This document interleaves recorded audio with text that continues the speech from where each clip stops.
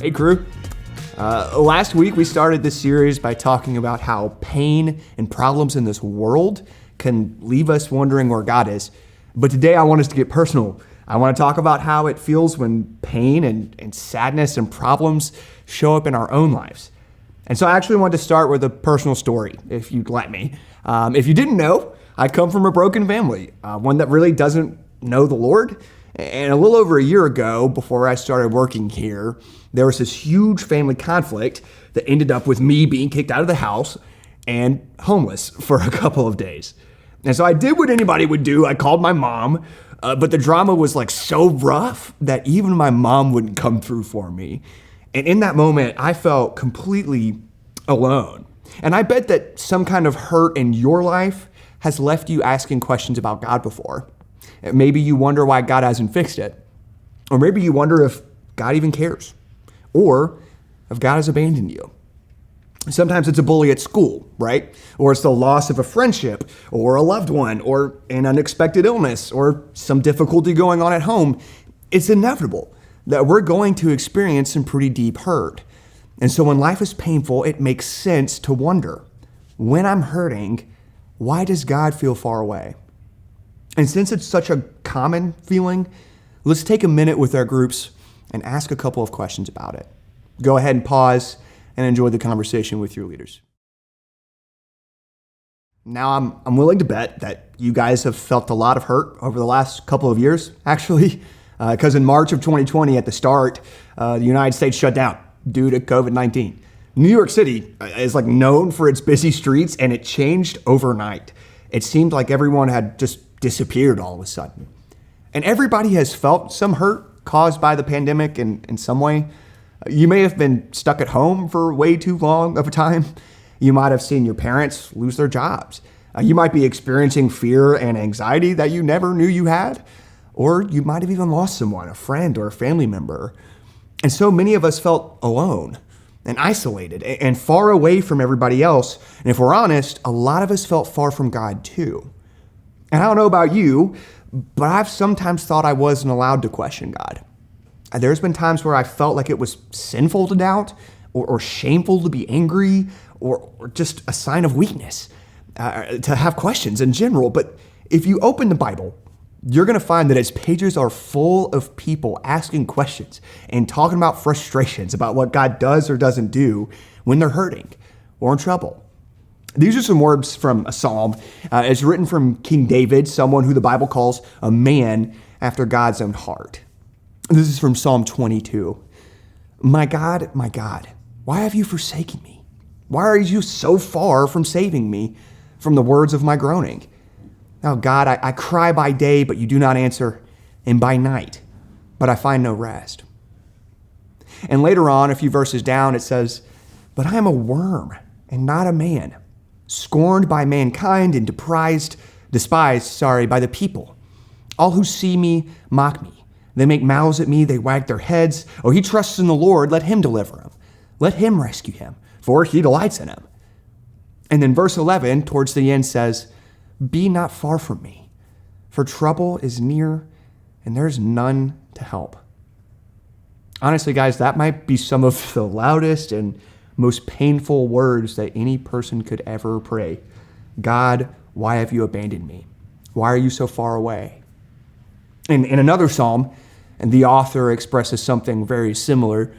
This is from Psalm 42, verses 9 through 11. It says, I say to God, my rock, why have you forgotten me? Why do I go mourning because of the oppression of the enemy?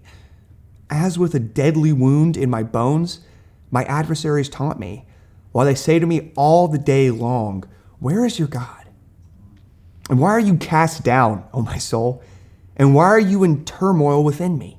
Hope in God, for I shall again praise him, my salvation and my God.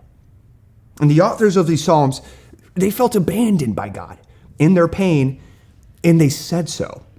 And if God didn't want us to be honest about those feelings, do you think those words would have made it into the Bible? Probably not, right? So what are we supposed to do in moments like these? How does the author of this psalm manage to move from questioning God in verse 9 to trusting God that he's going to save him in verse 11? My guess is that you've experienced that too. So stop for a minute and open up to your group about this. Go ahead and pause and chew through the next set of questions. And I'll see you in a little bit. You know, centuries after these Psalms were first written by people who were in pain and feeling far from God, they were quoted by someone else who was in pain and feeling far from God.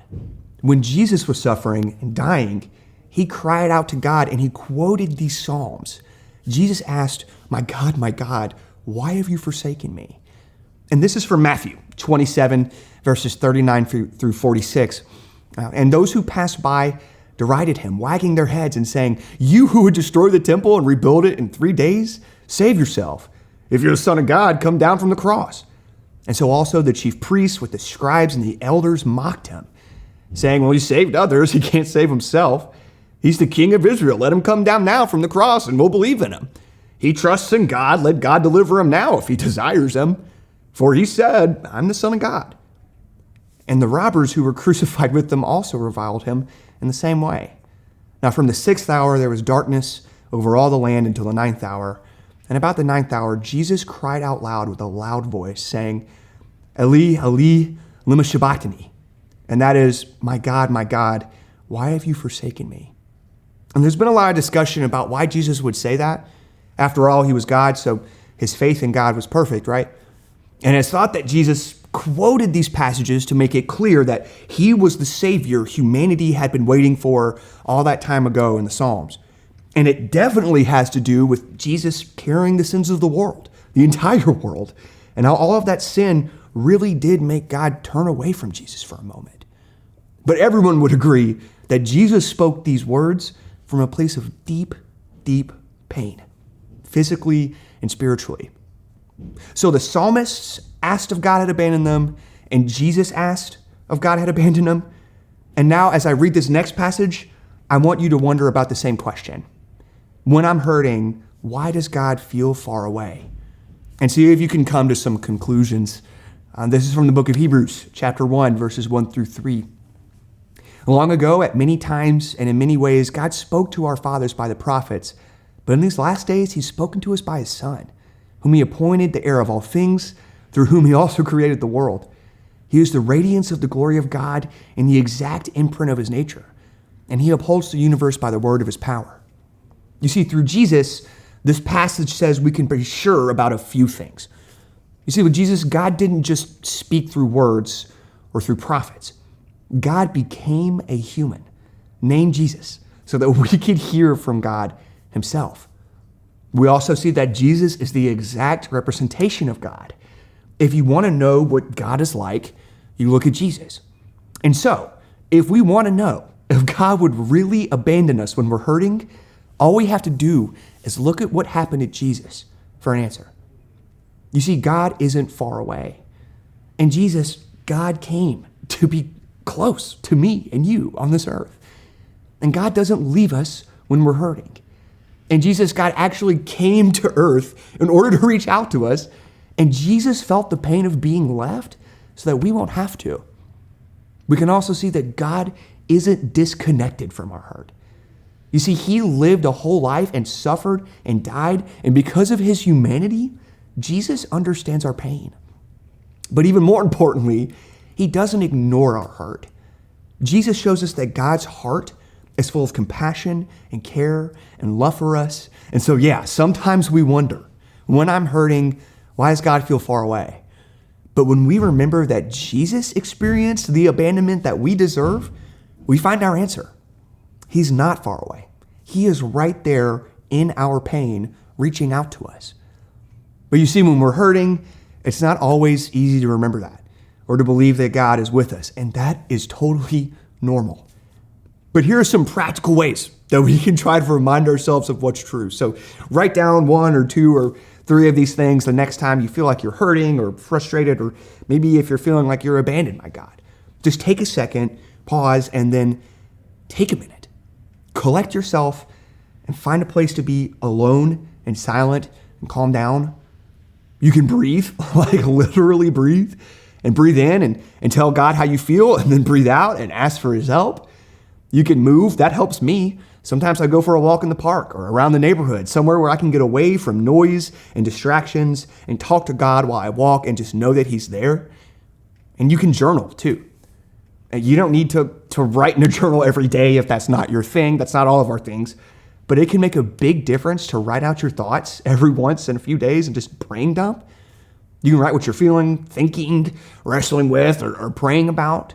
And you might find that slowing down long enough to write in the first place is already a step in the right direction. You can always go to your friends.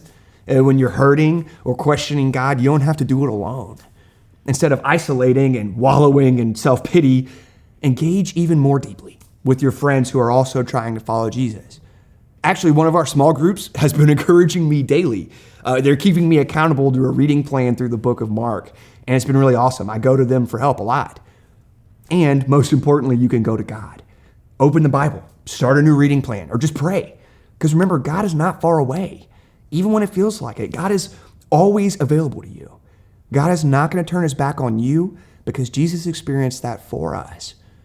And remember, you are not alone. If you've ever asked the question, why does God feel far away when I'm hurting? The authors of the Psalms asked that. So did Jesus. So have I. And so have many people in your small group. So I hope you're able to leave today believing a little bit more strongly that God is always close. But it's okay if you're still wondering, and understandable if you're still hurting. And on our way out from Cru tonight, try to remember, man, God is not angry at you for having questions. God isn't disappointed in you for having real feelings. And God isn't fazed when you wonder if he's abandoned you or not. Whatever you're feeling or thinking or wondering or questioning, God can handle it. In your pain, God hasn't left you. Jesus is present. He understands. He loves you. And he's reaching out for you too. I hope you have a good time closing out on a couple questions with your group. And we'll see you next week. Bye, Cru.